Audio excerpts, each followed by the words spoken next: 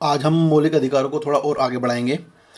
सबसे पहले आज हम 14 से 18 के बीच के आर्टिकल्स देखेंगे जिसमें समानता का अधिकार की बात की गई है। तो आज हम समानता के अधिकार को शुरू करते हैं। 12 और 13 आर्टिकल इससे पिछली वीडियो में हम क्लियर कर चुके हैं। ठीक है, तो इसके अंदर हम पढ़ेंगे आज अनुच्छेद 14 से 18 समानता का अधिकार। हेलो फ्रेंड्स, मैं सुमित, आप देख रहे हैं एग्ज़ाम ओरिएंटेड। चलिए शुरू करते हैं। तो सबसे पहले देखेंगे हम समानता का अधिकार, जो कि अनुच्छेद 14 के अंतर्गत आता है। तो सबसे पहले हम देखेंगे विधि के समक्ष समानता। अब विधि के समक्ष समानता का मतलब क्या है, सबसे पहले देखेंगे हम। तो इसका मतलब है विशिष्ट व्यक्ति के पक्ष में विशेष अधिकारों की अनुपस्थिति। मतलब विशिष्ट व्यक्ति आप क्या समझते हैं? विशिष्ट व्यक्ति का मतलब है जैसे कि प्रधानमंत्री, राष्ट्रपति, उपराज्यपाल, राज्यपाल, उप मुख्यमंत्री, मुख्यमंत्री, राष्ट्रपति, उपराष्ट्रपति, ये विशिष्ट व्यक्ति होते हैं। तो उनके पक्ष में विशेष अधिकारों की अनुपस्थिति, मतलब उन्हें कोई अलग से अधिकार नहीं मिले हुए हैं कि जैसे कि वो अपने पद पर बैठे हुए हैं तो वो अपने पद पर बैठकर ये कहें कि मैं तो राष्ट्रपति हूँ। जो आम जनता के लिए रूल्स हैं वो मेरे लिए नहीं है, मेरे रूल्स अलग हैं, ऐसा नहीं है। जो रूल्स आम जनता के हैं वही राष्ट्रपति के रूल होंगे। बिल्कुल भी कोई चेंज रूलों में होगा नहीं। दूसरा क्या कहता है, साधारण विधि असाधारण न्यायालय के लिए सभी व्यक्ति समान। मतलब यह है कि साधारण विधि मतलब जो कानून है वो असाधारण न्यायालय के लिए सभी व्यक्ति समान है। जो न्यायालय है, तो न्यायालय के अंदर जो केस होता है या फिर जो हमारी विधि का मतलब जो कानून है, सबके लिए वो बराबर है। बिल्कुल किसी में वो भेदभाव नहीं करती है। कोई भी व्यक्ति हो, चाहे 5 साल का बच्चा हो, चाहे फिर वो राष्ट्रपति हो, सबके लिए समान है। तीसरा है कानून से ऊपर कोई भी नहीं। ये मैं आपको बता चुका हूँ कि कानून सर्वोपरि है। इसमें उसके सामने कोई भी नहीं है, चाहे वो प्रधानमंत्री हो या राष्ट्रपति हो। अब ये जान लेते हैं कि ये जो विधि के समक्ष समानता है ये लिया कहाँ से गया है भारत के संविधान के अंदर। तो ये यूके से लिया गया है। ठीक है। अब सबसे पहले आपको मैं दिखाना समझाना चाहता हूँ जो दूसरा है ना, ये कि साधारण विधि असाधारण न्यायालय के लिए सभी व्यक्ति समान। तो सबसे पहले देखिए, आपने देखी होगी कानून की देवी जस्टिस लेडी, आपने काफ़ी अदालतों में मूवीज़ में देखी होंगी। तो इनके इस पर चेहरे पर आंखों पर पट्टी बंधी हुई है। तो इसका मतलब क्या है? इसका मतलब ये है कि इसके लिए हर व्यक्ति समान है। इसे दिखता नहीं है वो राष्ट्रपति खड़ा है मेरे सामने या फिर 1 साल का बच्चा है, 2 साल का बच्चा है, उसे कोई मतलब नहीं है। उसे सिर्फ इतना मतलब है कि उसने गुनाह किया है, उसे सज़ा मिलेगी। कोई भी व्यक्ति हो, उसे इस बात से कोई भी मतलब नहीं है। ठीक है, तो आप समझ गए होंगे कि विधि के समक्ष समानता में क्या कहा गया है। सभी बराबर हैं, कोई भी छोटा या बड़ा नहीं है। सभी को समान सज़ा मिलेगी, कोई भी व्यक्ति हो, किसी भी पद पर बैठा हो। ठीक है, चलो नेक्स्ट देखते हैं। अब इसी में एक होता है विधियों का समान संरक्षण।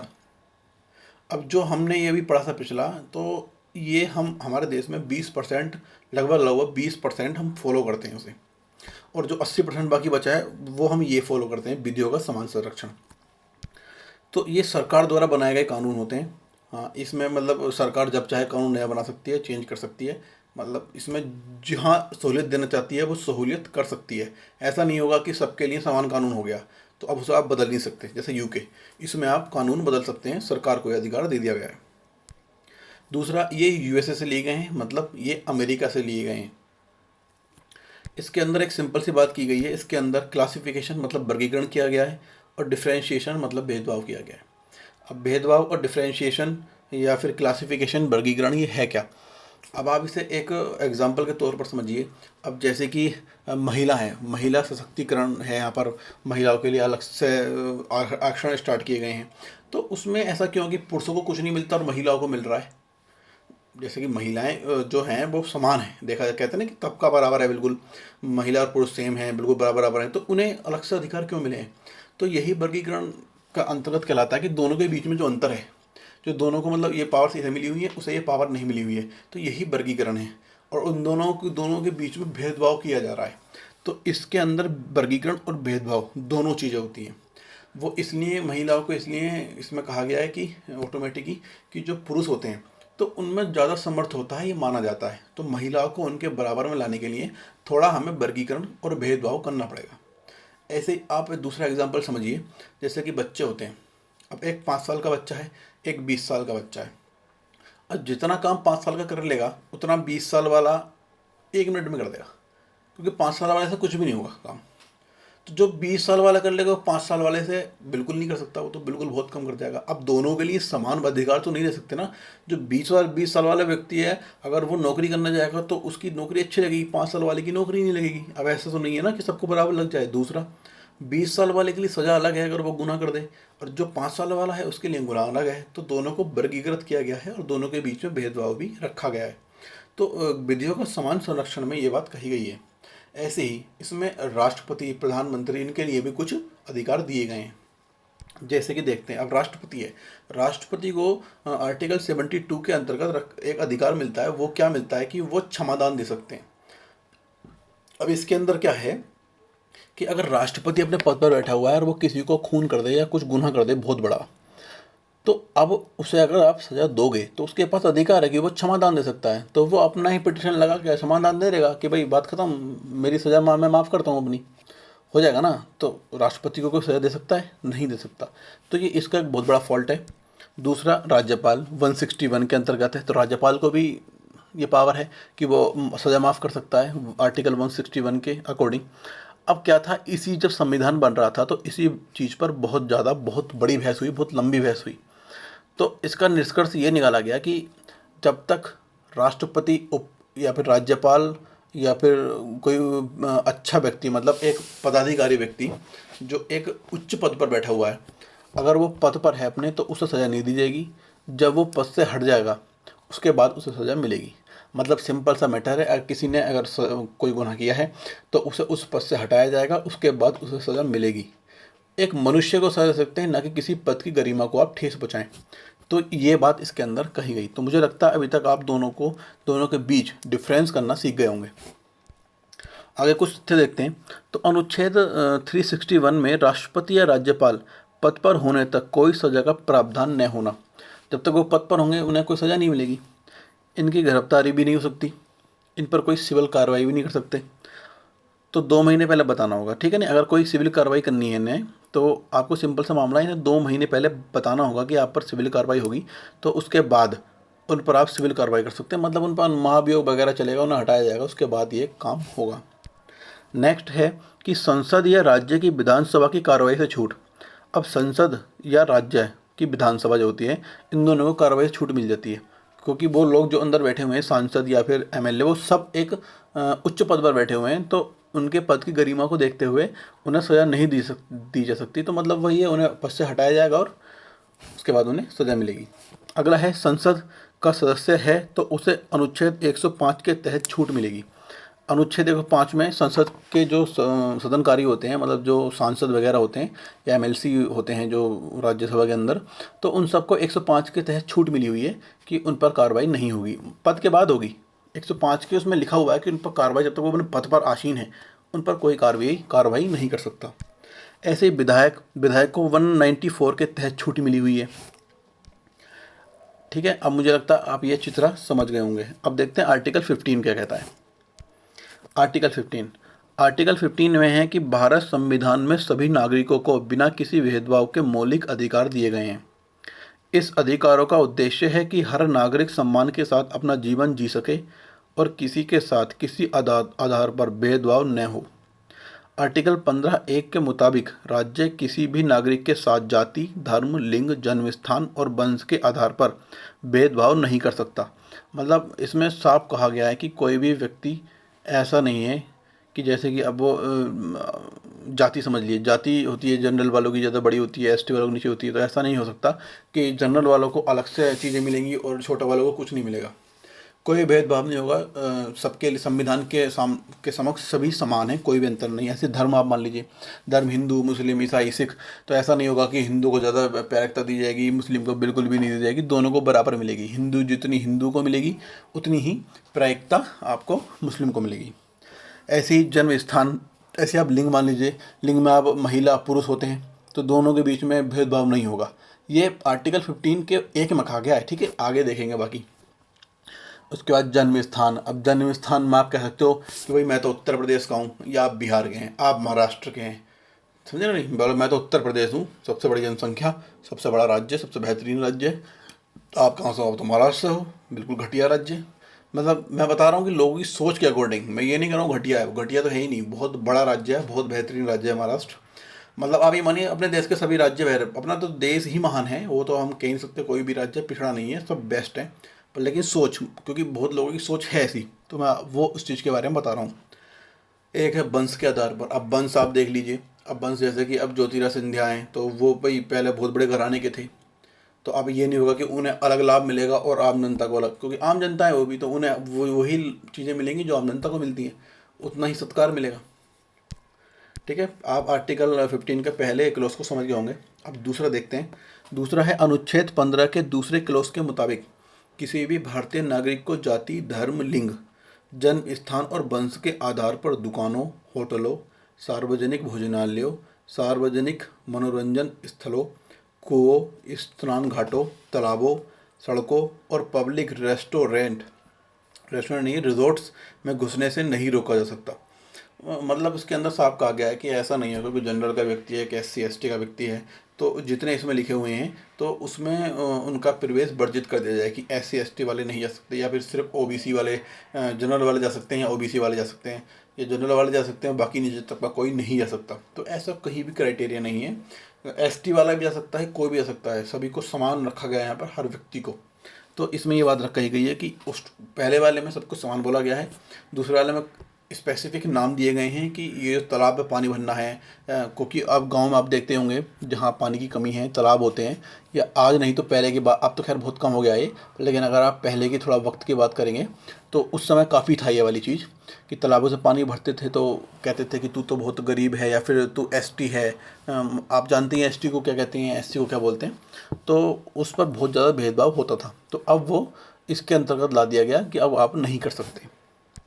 अब देखते हैं क्लोज 3 के अंदर कहा गया वैसे तो देश के सभी नागरिक समान हैं, उनसे भेदभाव नहीं किया जा सकता, लेकिन महिलाओं और बच्चों को इस क्लोज में अपवाद के रूप में देख सकते हैं। आर्टिकल 15 के नियम 3 के मुताबिक अगर महिलाओं और बच्चों के लिए स्पेशल प्रोविज़न बनाए जा रहे हैं तो आर्टिकल 15 ऐसा करने से नहीं रोक सकता, जैसे महिला आरक्षण या बच्चों के लिए मुफ्त शिक्षा।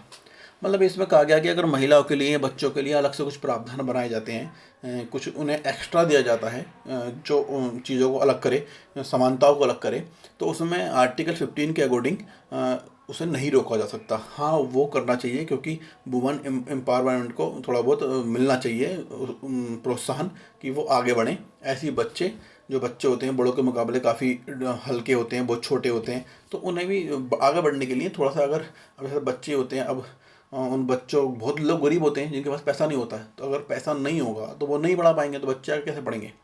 तो ऐसे ही उनके लिए कि हाँ बच्चे पढ़ सके आगे, तो उन्हें कुछ धनराशि या फिर कुछ खाने का इंतजाम, मतलब कुछ ना कुछ ऐसा किया जाए कि उन बच्चों के पास वो चीज़ उपलब्ध हो सके, वो पढ़ सकें और आगे बढ़ सकें, उनके लिए एक्स्ट्रा कुछ किया जाए। तो ये क्लोज 3 के अंतर्गत रख दिया गया है। अब देखते हैं क्लोज 4 के अंतर्गत क्या है। राज्य को सामाजिक और शैक्षणिक रूप से पिछड़े SC ST OBC के लिए स्पेशल प्रोविज़न बनाने की छूट, जैसे सीटों का रिजर्वेशन या फीस में छूट वगैरह। तो सिंपल सी बात है, क्लोज 4 में कह दिया गया है, पहला और दूसरे को साइड में रख दिया बिल्कुल, तीसरे में महिला और बच्चों को दे दिया, फोर्थ के अंदर फिर से आ गया कि जो पिछड़े रूप से पिछड़े हैं, SC हैं, ST हैं, OBC हैं, इन 3 तबकों को निकाल कर लाए जो बहुत ज़्यादा डीप, मतलब बहुत ही बेकार हालत में थे इस देश के अंदर। तो उन्हें थोड़ा सा बूस्ट दिया गया नीचे से, कि हाँ आपको बूस्ट देते हैं हम, ताकि आप भी जो जनरल हैं उनके बराबर पहुंच सकें, तो उनमें कुछ छूट दी गई। तो सीटों में, फीस में, उनमें थोड़ा बहुत रिजर्वेशन दिया गया। आर्टिकल, अब जो क्लोज 5 है उसमें कहा गया आर्टिकल 15 का कोई नियम राज्य को सामाजिक और शैक्षणिक रूप से पिछड़े नागरिकों के लिए विशेष प्रावधान से नहीं रोक सकता। मतलब इसके अंदर कहा गया कि जो आर्टिकल का कोई भी नियम अगर आता है तो उसके अंतर्गत राज्य को सामाजिक और शैक्षणिक रूप से पिछड़े नागरिकों के लिए, सामाजिक सामाजिक का मतलब सिंपल सा होता है कि वो SC है, ST है, मतलब बहुत ज़्यादा गरीब है, तो उस रूप में, या फिर शिक्षा से पिछड़े नागरिकों के लिए विशेष प्रावधान। शैक्षिक मतलब अब जो गरीब का बच्चा वो नहीं पढ़ पा रहा है, जो पैसे वाला बहुत पढ़ रहा है, गरीब तो गरीब ही रहेगा और जो पढ़ने वाला वो आगे बढ़ेगा। तो ये इन्हें थोड़ा अलग से प्रावधान दिया गया कि जो गरीब लोग हैं उन्हें पढ़ाया जाए, उन्हें समाज में थोड़ा सा ऊपर तबका दिया जाए। तो इसके लिए क्लोज 5 में बोला गया कि कोई भी विशेष प्रावधान इन्हें इसमें नहीं रोक सकता, ये 90वां संविधान संशोधन था जो 2005 में किया गया। अब क्लोज 6 है। 6 में कहता है आर्थिक रूप से कमजोर लोग। दूसरा है आर्थिक रूप से कमजोर के लिए शैक्षणिक संस्थानों में प्रवेश अधिकतम 10% होगा। मतलब इसमें EWS जो अभी आपने सुना होगा, हाल ही में 2019 में ये ऐड किया गया है, इकोनॉमिक वीकर सेक्शन, जो जिनकी आय निर्धारित की गई है कि 8 लाख से अगर नीचे की आय है तो उन्हें EWS में रखा जाएगा। तो ये प्रावधान किया गया है, उसके लिए 10% की आरक्षित सीट दी गई है। वैसे बेहतरीन अगर सबसे मानोगे तो वो 6 ही है, रियल जो है वो 6 है। पर लेकिन अब अगर आप पूरे दुनिया की मानोगे, देश की मानोगे, तो जिन्हें मिला हुआ है वो कहते हैं कि काफ़ी अच्छा है, जिन्हें नहीं मिला हुआ है जो जनरल में है वो कहते हैं गलत है। समझ रहे हो नहीं? पर लेकिन अगर ये रियल में गलत होता तो सुप्रीम कोर्ट उसे खारिज कर देती। आपको बताया था मैंने आर्टिकल 13 में कि अगर कोई फंडामेंटल राइट्स को नुकसान पहुंचाता है या उसकी प्रस्तावना में किसी भी प्रकार का दखल देता है तो उस कानून को निरस्त कर दिया जाएगा। तो इसका मतलब ये कहीं भी गलत नहीं कर रहा है, ये ठीक चल रहा है बिल्कुल, इसलिए अभी तक सुप्रीम कोर्ट ने इस पर कोई एक्शन नहीं लिया है। ठीक है। और अभी 2020 में फिर 10 साल के आगे बढ़ा दिया है सरकार ने। 2030 कोई भी सरकार आए नहीं चाहती कि SC ST OBC इनका वोट उनका कटे, क्योंकि उन्होंने अगर इस प्रावधान को हटाने की कोशिश की तो कितना वोट कट जाएगा कि उनकी सरकार ही गिर जाएगी। समझ रहे हो आप? तो कोई भी सरकार नहीं चाहती है कि वो हटाए। अब ये रियल बात है, भूल जाइए 2050-60 तक तो ये हटने वाला ही नहीं। उसके बाद कभी अगर हाँ लोगों में अकल आई तो जिनमें मिला हुआ है कि हाँ वो खुद ही कह सकते हैं कि ठीक है, नहीं तो जिनमें अकल नहीं है तो वो नहीं मानेंगे। ठीक है, नहीं आप उसका कुछ नहीं कर सकते हो। पर लेकिन अब मिला हुआ है वो भी ठीक, नहीं मिला हुआ वो भी ठीक। बस आप पढ़िए, समझिए कैसे कैसे क्या मामला है। अब आर्टिकल 16 देखते हैं। आर्टिकल 16 में क्या है? अफसर की समानता, सार्वजनिक नियोजन। राज्य के नियोजन में सभी को अफसर की समानता भारतीय नागरिकों को मिलेगी। जो भी भारत के नागरिक होंगे उन्हें राज्य के नियोजन में सभी को अफसर की समानता मिलेगी। मतलब अफसर की समानता का मतलब है जो नौकरी होती है, हाँ जी, उसमें सभी को समान रूप से माना जाएगा कि कोई भी व्यक्ति है, हर व्यक्ति जा सकता है नौकरी के लिए, चाहे कि वो किसी भी तबके का हो। दूसरा है धर्म, मूल वंश, जाति, लिंग, जन्म स्थान, उद्भव, निवास स्थान, राज्य सरकारी रोजगार देने में इसमें से किसी आधार पर भेदभाव नहीं करेगा। ये नहीं होगा कि भाई एक धर्म है कि हिंदू धर्म है ये वाला इसे ले लो, मुस्लिम को हटाओ। दूसरा हो सकता है मूल वंश।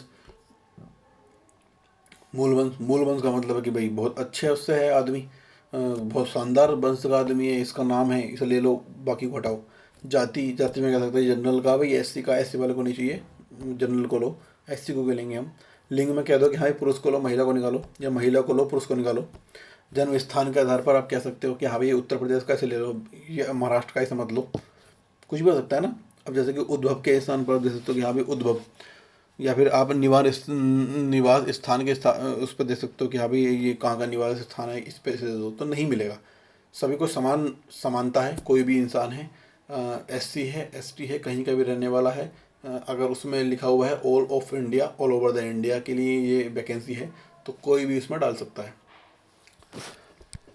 तीसरा कहता है अनुच्छेद 16 की कोई भी बात उस विधि पर लागू नहीं होगी जिसके द्वारा नौकरी के लिए किसी राज्य में निवास स्थान अनिवार्य हो। अब कुछ नौकरी ऐसी होती हैं जिसमें कहा जाता है कि हाँ भाई उत्तर प्रदेश के ही लोग भर सकते हैं और कहीं के नहीं भर सकते, तो उसमें उत्तर प्रदेश ही भर सकते हैं और कहीं का नहीं भर सकते। मतलब उसके अंतर्गत लिखा हुआ है पहले से ये, वो नौकरी ही ऐसी है कि उसमें उत्तर प्रदेश के लोग ही होने चाहिए, बाहर के नहीं होने चाहिए। तो 7वां संविधान संशोधन हुआ था जो 1956 में हुआ, उसके अंतर्गत ये वाली बात क्लोज जोड़ा गया।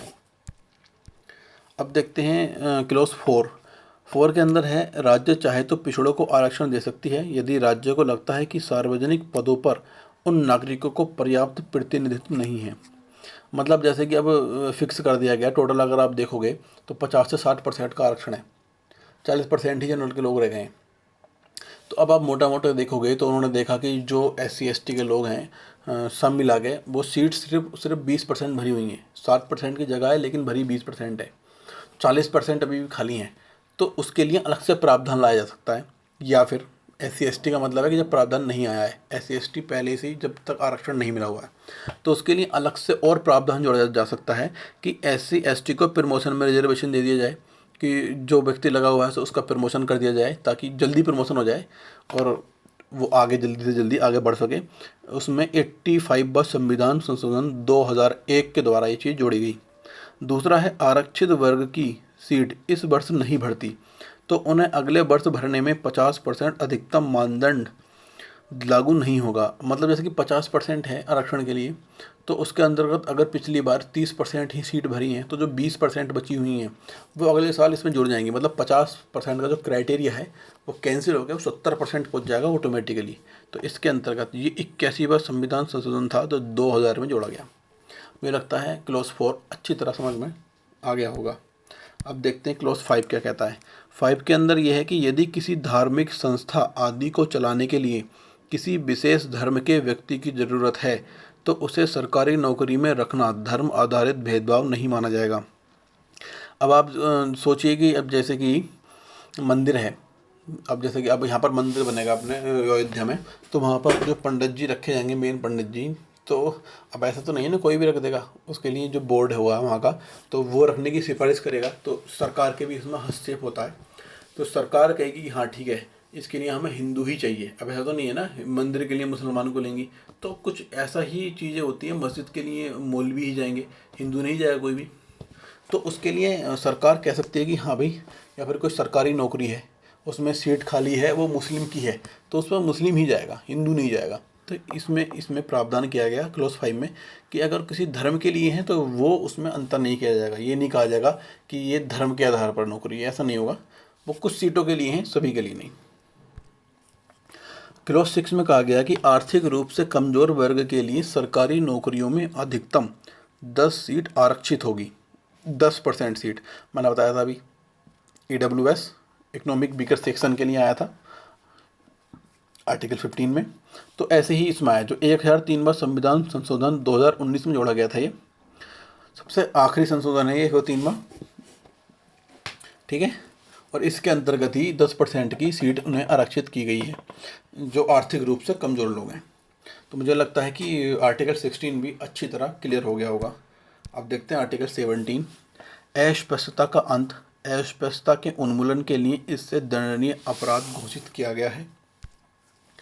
अनुसूचित जाति तथा अनुसूचित जनजाति अधिनियम 1989, अत्याचार निषेध अधिनियम, ये सबसे पहला 1955 में आया था।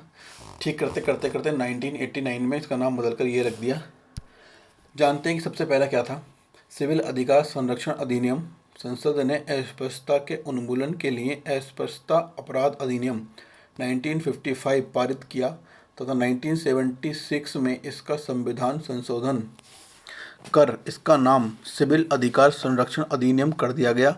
अनुसूचित जाति एवं जनजाति उत्पीड़न निवारण अधिनियम 1989 के तहत प्रथम बार उत्पीड़न शब्द की व्यापक व्याख्या की गई है।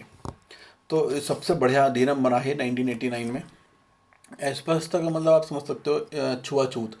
छुआछूत का मतलब वही है कि आपने देखा होगा जो गरीब लोग होते हैं नीचे बैठाना, उनके हाथ का पानी नहीं पीना, उनके यहाँ का पानी नहीं पीना, उनके यहाँ का खाना नहीं खाना, तो छुआछूत होती है। इसे छुआछूत बोलते हैं कि किसी गरीब को ऐसे समझना कि ये तो बहुत बेकार आदमी है, ये इस धरती पर इससे बेकार आदमी कोई नहीं है, बहुत ही गंदा आदमी है, तो उससे जितना दूर रह सके उतना दूर रहना, इसे छुआछूत कहते हैं। अब तो खैर बहुत कम हो गई है, लेकिन कुछ गाँव में अभी भी ये अच्छे लेवल पर चल रही है चीज़।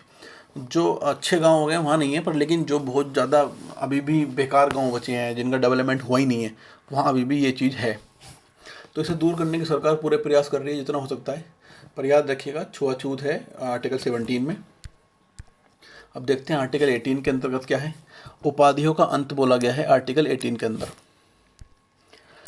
तो उपाधियाँ किस किस प्रकार की हैं? देखो, एक तो महाराज मैंने यहाँ लिखी हुई हैं कुछ 5 प्रकार की, और भी होती हैं बहुत सारी। महाराज, सर, रॉय, राय बहादुर, नाइटहुड। तो ये कुछ उपाधियाँ हैं जो पिछले ज़माने में चलती थी। अब ऐसा नहीं है, अब तो आज़ाद हो गया देश, अब तो नहीं है ना कि अब ये उपाधियाँ चलेंगी। अब इन उपाधियों का कोई काम नहीं होगा। तो कहा गया कि पहला, राज्य मिलिट्री अकादमी टाइटल पदक उपाधि को छोड़कर किसी और प्रकार की उपाधि नहीं देगा।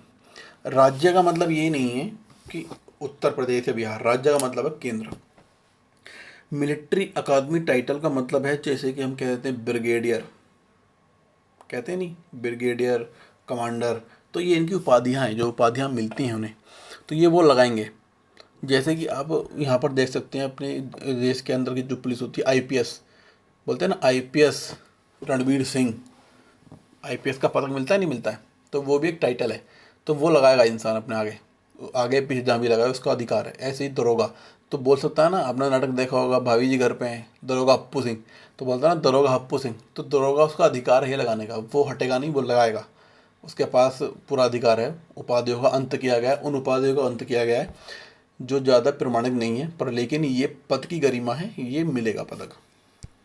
दूसरा है, भारत का कोई भी नागरिक किसी विदेशी राज्य से कोई उपाधि नहीं लेगा। भारत का कोई भी नागरिक किसी विदेशी राज्य से कोई उपाधि नहीं लेगा। मतलब अब जैसे कि इस देश का कोई नागरिक है, नॉर्मल नागरिक, अब उसने कुछ अच्छा काम कर दिया, अच्छा का मतलब है इस देश का ही अच्छा कर दिया कुछ, तो या फिर किसी बाहर का, वहाँ पर विदेश के लिए कुछ अच्छा काम कर दिया, तो अब वहाँ से उन्हें पदक मिल रहा है कि हाँ भाई इस देश का पदक आपको मिलता है यहाँ से, तो आपको यहाँ विदेश का पदक नहीं ले सकते आप। अगर आपको लेना है तो राष्ट्रपति की मंजूरी आपको लेनी पड़ेगी। आप पदक ले सकते हैं, पर लेकिन भारत के अंदर एंट्री नहीं हो सकती उस पदक के साथ, पदक को छोड़ना होगा, उसके बाद आप भारत के नागरिक कहलाओगे, ये भी ध्यान रखना। विदेश से कुछ भी मिलता है आपको, आपने विदेश के लिए कुछ भी किया हो, अगर आपको वो उपाधि चाहिए तो राष्ट्रपति की पूर्व मंजूरी आपको लेनी पड़ेगी। तीसरा है, लाभ का पद धारण किए व्यक्तियों को राष्ट्रपति की पूर्व मंजूरी के बिना किसी विदेशी राज्य से कोई उपाधि नहीं ले सकते। अब जैसे कि लाभ का पद का आप मान लो कि मुख्यमंत्री है या फिर प्रधानमंत्री है, अगर उस व्यक्ति को किसी विदेशी देश, कोई विदेश से, जैसे आप ब्रिटेन मान लो या फिर रूस मान लो, वो मोदी जी को दे रहे हैं कुछ बड़ा उपाधि दे रहे हैं कोई, तो अगर उन्हें कोई वो पुरस्कार चाहिए, ठीक है नहीं, या फिर वो उन्हें कोई उपाधि चाहिए, तो आपको राष्ट्रपति से पूर्व मंजूरी लेनी पड़ेगी कि भाई हमें वहाँ पर रूस में उपाधि देना चाहते हैं, तो क्या हम वो उपाधि धारण कर सकते हैं। तो राष्ट्रपति कहेंगे हाँ कर लीजिए, तो आप उस उपाधि को लेकर भारत आ सकते हैं, अन्यथा आपको वो उपाधि, चाहे आप प्रधानमंत्री हैं, बाहर ही छोड़ना पड़ेगा। पर आपको तो मालूम है राष्ट्रपति तो नाम के हैं, काम के कौन है, प्रधानमंत्री। प्रधानमंत्री ने अगर कह दिया लेना तो लेना, राष्ट्रपति कैसे मना कर देंगे, अधिकार क्षेत्र है ही नहीं उनका राष्ट्रपति का इतना। अब आता चौथा, लाभ के पद पर बैठे व्यक्ति राष्ट्रपति की पूर्व अनुमति के बगैर न कोई उपहार, न कोई धनराशि, न कोई अन्य वस्तु विदेशी राज्य से ले सकते हैं। अब पहला था उपाधि, दूसरा है उपहार। उपहार के तौर पर आप कोई विदेशी राज्य आपको कार दे दे, ऐसे तो देगा नहीं, या फिर ऐसे ही दे देगा, कुछ तो किया होगा ना आपने, जो आपको उपहार मिल रहा है। आपको उपहार मिल रहा है, आपको धनराशि मिल रही है, आपको कुछ भी अन्य वस्तु मिल रही है, कोई भी अन्य वस्तु में जैसे मैंने आपको बताया ही, कार मिल रही है या फिर आपको घर मिल रहा है, बहुत चीज़ें हैं ना इस चीज़ों में। तो अगर आपको वो लेनी है तो राष्ट्रपति की पूर्व मंजूरी आपको लेनी पड़ेगी। आप किसी भी लाभ के पद पर हो, आप राज्यपाल हों, मुख्यमंत्री हों, प्रधानमंत्री हों, कोई भी हों, कोई भी ऐसी चीज़ लेनी, उपाधि से अलग कुछ भी लेना है, तो उसके लिए भी आपको राष्ट्रपति की पूर्व मंजूरी लेनी पड़ेगी। एक अपवाद छोटी सी याद रखना, अपवाद नहीं है ये, मतलब छोटी सी जानकारी है, इसे स्टार बनाकर रख लेना, कि जो हमें पद्म भूषण, भारत रत्न, ये चीज़ें मिलती हैं, तो ये एक उपाधि हैं ये भी जो मिलती हैं, पर लेकिन आप इसे नाम के आगे नहीं लगा सकते। ये सिर्फ आपको मिलता है, ये आपका सम्मान है, इसे अपने पास रखिए बस। आपको कभी ये नहीं कहा जाएगा कि हाँ भाई अमिताभ बच्चन पद्म भूषण नहीं, या पद्म विभूषण नहीं, कुछ नहीं बोला जाएगा, अमिताभ बच्चन, बात खत्म। अटल बिहारी वाजपेयी जी को भारत रत्न मिला है, तो ये नहीं कहा जाएगा भारत रत्न अटल बिहारी वाजपेयी नहीं, अटल बिहारी वाजपेयी बस। भारत रत्न उनका सम्मान है, वो उनका रखा हुआ है बस। तो याद रखना, ये पॉइंट लगाकर, ये चीज़ भी कभी कभी पूछ लेता है कि भारत रत्न हुआ या फिर पद्म भूषण विभूषण, ये क्या है, ठीक है नहीं, पद्मश्री, तो सीधा सा उपाधि है, एक उपाधि है, सम्मान है जो मिलता है सरकार की तरफ से, पर ये हम नाम के आगे पीछे नहीं लगा सकते। तो मुझे लगता है कि आपको बिल्कुल अच्छी तरह समझ में आ गया होगा। 14 से 18 बहुत अच्छी डिटेल में हमने पढ़ा, और वीडियो भी अब समाप्त करते हैं। अगर आपको अच्छी लगी वीडियो तो लाइक कर दीजिए, शेयर कर दीजिए, और इस चैनल को सब्सक्राइब कर लीजिए। अगर आपको इससे पहले की और वीडियोस देखनी है तो चैनल पर जाइए सीधा और जाकर देखिए। अब पॉलिटी को डिटेल में पढ़ना हो तब भी आप इस चैनल के साथ जुड़ जाइए, बहुत बेहतरीन लेवल का पॉलिटी चल रही है, और क्लियर करके ही छोड़ेंगे इसे, बढ़िया करके, टेंशन लेने की ज़रूरत नहीं है, जुड़ जाइए। Thank you.